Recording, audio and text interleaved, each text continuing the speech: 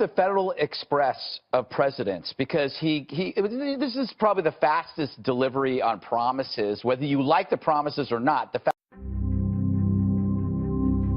And that is the peaceful transfer of power. The 45th president of the United States is now Donald J. Trump. He said, "I will fight for you with every breath in my body, and I will never let you down." So we do have some breaking news because while it is about celebration, it is also now about policy. Oh, that's right, Aaron. President Trump went right to work. He went right into the Oval Office shortly after he departed from the review. Is day two going to be as busy as day one? He met with business leaders. He met with union leaders. He signed a bunch of stuff. He fulfilled some campaign promises. What's left? The pace over the past 10 days has been astronomical. Everybody in official Washington I talked to said, I cannot believe he's only been president for 10 days. Dan, I think you got to admit they did a pretty impressive job rolling out this nomination. This is how it's supposed to be done. I mean, this is done to the T. Actually, even more so than we've seen in the past. We're seeing the markets react positively. It is better than expected. Consumer confidence rocketing to a 16-year high. Healthy job growth again for the month of February. So is this the Trump effect? Oh, I think it is. I think there's no question that employers like Donald Trump a lot in his agenda, and I think the fact that he's just more pro-business from the previous administration. The Dow still nearing all-time highs, just finishing the longest quarterly winning streak in 10 years. Was by far the best speech I've ever heard Donald Trump give. It was one of the best speeches in that setting I've ever heard any president give. He's repairing relationships with Egypt as well as with Saudi Arabia and the Gulf states. You know, they saw Trump yesterday talk about Iran violating the spirit of the nuclear deal. So this is clearly part of a long-term strategy to reorient American foreign policy.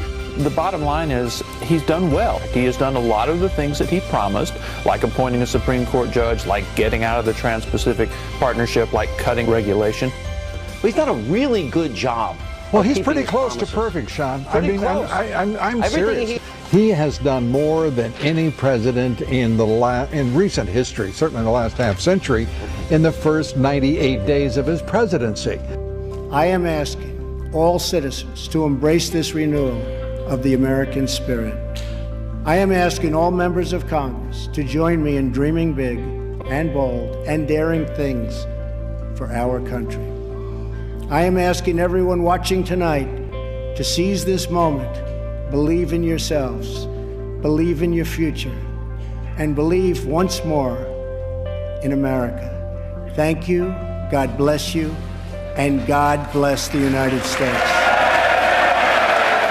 Energy, high impact President Trump, and he's had a great record of accomplishments in the first 100 days. And together, we are going to fight for every last American job. But for things that really matter, and that is the bottom line, as long as that continues to improve, people will see this presidency positively. He's making America make America great again because we have removed one job-killing regulation after another. Checking off promise after promise, line by line, one by one. On Thursday, the House voted to repeal one of the worst job-killing laws of all. It's called Obamacare. Chrysler, Fiat, Ford, GM, Carrier, and so many others promising to invest so much in the country. You look at what happened with the jobs numbers, which are pretty big. You got 95,000 new jobs in manufacturing, 58,000 in construction. We are just getting started. But the country keeps going. The jobs are growing, unemployment's coming down. Now, take a look at the side of your screen. We will report what the mainstream media will ignore. I don't think he thinks like a politician where, hey, I do one thing every 3 days, and then that's enough. And then Neil Gorsuch, a huge promise, originalist on the court. Energy independence is massive. So I would give him very, very high marks for this opening round. He has the Chinese, for the first time ever, putting direct pressure on North Korea. Nobody else has ever been able to do that. Everything that Donald Trump has accomplished so far. Now, as it appears, Donald Trump has no plans of slowing down. This week, we're expecting to learn a lot more about the president's plans on tax reform. 28 pieces of legislation already, which he's signed, including rolling back a whole series of Obama's red tape. Hillary Clinton, and he would have won the popular vote. Nikki Haley led them today. She's one of his great appointments. She's turned out to be a remarkable UN ambassador. The president has been moving at Trump lightning speed. My fellow Americans, since day one, my administration has been hard at work tearing down the barriers to job creation and economic growth. We have removed one job-killing regulation after another. They're not pretty, and they're going. And believe me, we are just getting started. This was a strong report, you guys. 211,000 net new jobs in the month. On Thursday, the House voted to repeal one of the worst job-killing laws of all. It's called Obamacare. Boy, that health care number pops in light of what we're seeing with Trump care right now. Everywhere we look, Obamacare is collapsing. The House bill is a plan that will save Americans from this disaster and replace it with more choices and more freedom for American families. Most importantly, it will be great health care, and your premiums will come down and your deductibles will come down. So you'll have better health care at a lower cost. And now, I'm calling on the Senate to take action. Repealing and replacing Obamacare will be a big, big win for the American people. Last week, my economic team outlined another step in our economic renewal, a massive tax cut to bring jobs and prosperity back to the USA. At the end of the day, what we're looking at here is a very much needed victory and a few W's on the column for the president. We pay the highest taxes anywhere in the world. No country is higher, and we're bringing them down, and I mean way down. I'm proposing, actually, the single largest tax cut in American history. Now, tax relief will be focused on the middle class, including much-needed relief for low- and middle-income parents raising children. As we provide tax relief for working families, we must also stop crippling American industry. Right now, America's businesses are taxed at the single highest rate in the developed world. This is a self-inflicted economic wound that sends jobs to other countries. And believe me, before I got here, they were fleeing fast, but we've stopped it. We want to turn our country into a jobs machine, a jobs magnet. Chrysler, Fiat, Ford, GM, Carrier, and so many others promising to invest so much in the country. We want America to be the best place in the world to hire, grow, invest, and start a brand new, beautiful business. And that is why, under our plan, we are cutting the business tax rate all the way down to 15%, bringing thousands of new companies and millions of new jobs to our shores. Today's high taxes on American business are a gift to the foreign countries taking our jobs, factories, and wealth, and we're not going to allow it any longer. But for things that really matter, and that is the bottom line, as long as that continues to improve, people will see this presidency positively. Along with our historic tax cuts, we are proposing dramatic tax simplification. American taxpayers spend billions of hours each year complying with our archaic tax laws, reducing economic productivity and job creation. That is why we are cleaning up the code, streamlining deductions, and eliminating many special interest tax breaks that largely benefit only the wealthy. Holy moly, Eric Bowling, you might be talking about a successful presidency. Tax reform, along with regulatory relief and fair trade deals, and we're going to make them fair, but even really good again for our country and for our workers. All of this will usher in a new era of prosperity in America and bring wealth, hope, and opportunity to those communities that need it the most. Really good when you look at the unemployment rate at 4.4%. That's down slightly. That is now the lowest unemployment rate since May 2007. Together, we are going to fight for every last American job, and we are going to fight for great, great trade deals that are so good for our workers and so good for our families. Thank you, God bless you, and God bless America. This was a strong report, you guys. 211,000 net new jobs in the month. March was actually revised a little bit lower, so there was something happening in March that caused employers to be a little bit more cautious, but they bounced back in April there, and that's a decent number and really good when you look at the unemployment rate at 4.4%. That's down slightly. That is now the lowest unemployment rate since May 2007.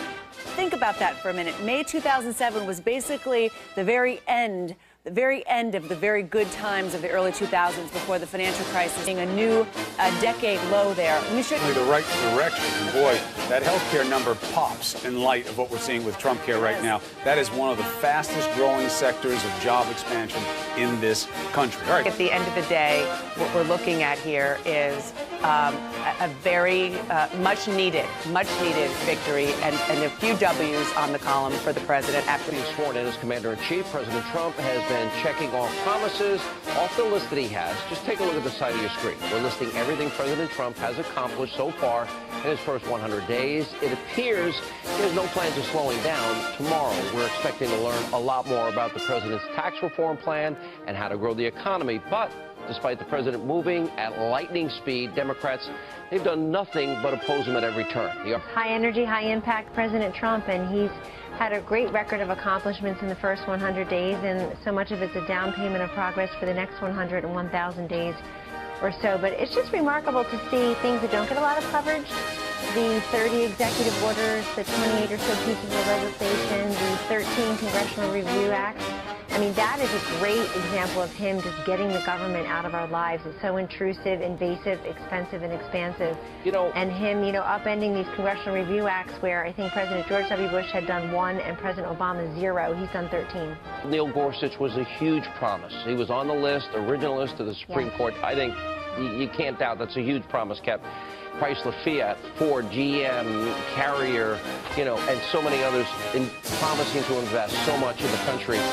Getting rid of these regulations, especially as it relates to coal and ending the war on coal, a 60% reduction in illegal immigration because we're now enforcing the laws, fighting against sanctuary cities, moving forward with the border wall. We saw what he did in Syria, the mother of all bombs, a lobbying ban, sanctioning Iran, sanctioning Syria. And then setting the table for all these things. The media, if you listen to them, it's like he hasn't done anything in 100 days. That's why so many people aren't listening to that. They're really judging him based on what they see. And they see constant action. They see a constant move towards progress and keeping those campaign promises. And one other thing that probably nobody predicted. I mean, there seems to be a real thawing in America's relationship with China as they send coal back to North Korea, put troops on the border of North Korea, opening up the possibility of new trade deals with America, more favorable, obviously, to us. Then you got the Saudi Crown Prince, you got King Abdullah, you got President al-Sisi, you got Prime Minister Netanyahu. A new alliance is emerging there. That shows promise.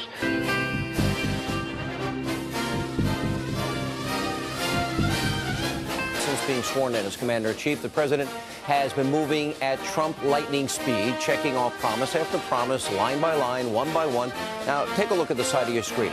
We will report what the mainstream media will ignore, everything that Donald Trump has accomplished so far. Now, as it appears, Donald Trump has no plans of slowing down. This week, we're expecting to learn a lot more about the president's plans on tax reform, another one of his key promises. A new Washington Post ABC News poll that came out yesterday shows that if the election were held today, President Trump would still have defeated Hillary Clinton, and he would have won the popular vote. He signed 29 executive orders. He signed 28 bills. People talk about the Congress not functioning. Well, they've sent him 28 pieces of legislation already, which he's signed, including rolling back a whole series of Obama's red tape and regulations, taking an estimated $89 billion a year of regulatory red tape off the back of American businesses to let them focus on job creation. You can just go down item after item after item. This has been a very successful opening round. He gets China to abstain in the United Nations, totally isolating Russia. He has the Chinese, for the first time ever, putting direct pressure on North Korea. Nobody else has ever been able to do that. He has a good relationship now with Saudi Arabia, with Egypt, with Jordan, all of whom approve of him using Tomahawk missiles against the Syrian dictatorship after he used poison gas. When you go down this list, you think to yourself, this is the guy they thought was unready. Today, I thought his conversation with the longest-serving American astronaut, a woman, something that's communicating to young girls that you too could grow up to have a career in science, a position that Ivanka Trump in particular is very deeply committed to. I mean, every time I turn around, he's doing something interesting. I don't know of any president who brought the entire Security Council down to the White House. Nikki Haley led them today. She's one of his great appointments. She's turned out to be a remarkable UN ambassador. So I would give him very, very high marks for this opening round. You know, then meeting with the Saudis, meeting with King Abdullah of Jordan, meeting with President al-Sisi, General al-Sisi of Egypt, meeting with the Israeli Prime Minister, and acting in Syria, mother of all bombs, that's massive. But I don't think you can also, I think the other big accomplishments, energy independence is massive. I also point out, in the middle of all the things you and I just talked about, we didn't even get around to talking about a Supreme Court justice who's conservative, and you compare where Hillary would have been versus where Justice Gorsuch is. I mean, that alone justified all the effort to win the presidential election. Neil Gorsuch, a huge promise, originalist on the court. We're proud to support the replacement plan released by the House of Representatives that will lower costs, expand choices, increase competition, and ensure health care access for all Americans. It's the Federal Express of presidents because this is probably the fastest delivery on promises, whether you like the promises or not. The fact that they happen quickly, he made President Obama look like snail mail at this pace. And I always go back to the fact that I think he treats this like a job. So he gets up in the morning, he puts on his uniform, and he goes and he does this stuff. And I don't think he thinks like a politician where, hey, I do one thing every 3 days, and then that's enough. And then you look at what happened with the jobs numbers, which are pretty big. You got 95,000 new jobs in manufacturing, 58,000 in construction. So he's not making America great again. He's making America make America great again. Because, by the way, 152,528,000 people, Americans working right now. Just at that. That's the labor force participation rate improving. And you know what else that is? That's a record. That all-time record. And I think as long as the economy continues to improve and he's got these good jobs numbers and, other economic indicators, that's going to be a net positive for him. And it's interesting because although Juan points out some of the scandals, whether it's, wiretapping, Mike Flynn, those things tend to go away because people have a shorter attention span for those. But for things that really matter, and that is the bottom line, as long as that continues to improve, people will see this presidency positively. And if he can take that into 2018 and pass a new health care bill and tax reform, holy moly, Eric Bolling, you might be talking about a successful presidency. So confidence matters. And we've seen a lot of confidence in terms of the economy. And the economy is what is going to inoculate President Trump from criticism. That's what's going to get him reelected. But the country keeps going. The jobs are growing. Unemployment's coming down. America keeps going, even though the media says it's disastrous. So I think that it's a story about a country, not just about a politician. And it's interesting, how is Nancy Pelosi going to spin positive jobs numbers without looking like she's against American workers, which is the biggest problem the Democrats have right now? They'll find a way. Yeah, isn't that what they